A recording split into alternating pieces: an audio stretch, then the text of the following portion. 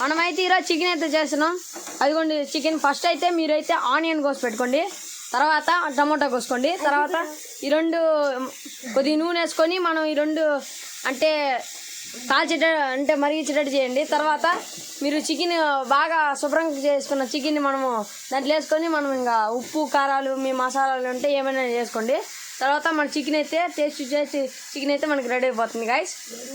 Friends మా మామ అయితే ఫస్ట్ అయితే కారం వేసాడు, ఉప్పు పసుపు వేసేద్దాం. అదిగోండి పసుపు వేస్తున్నాడు మా మామ.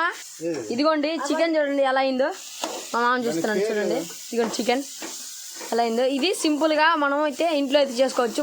మీరు కానీ మామూలుగా చేసుకుంటారు కదా, నేనైతే సింపుల్గా అయితే చేస్తాను ఫ్రెండ్స్. ఎలా అయినాక తర్వాత మనము ఉప్పు అయితే వేసుకోవాలి. ఇదిగోండి ఉప్పు మామ చేస్తున్నాడు. ఇదిగోండి మామ ఉప్పు ఉప్పు అయితే వేసుకున్నాడు.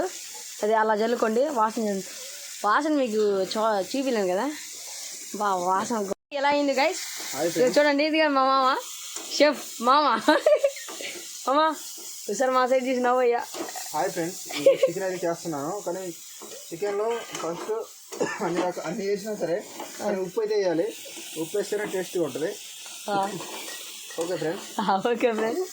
చికెన్ చూడండి అంటే చూడండి ఎలా అయింది చూడండి, రోస్ట్గా ఎలా అయింది చూడండి. ముక్కలు ఎలా మా నీళ్ళైతే పోసాడు.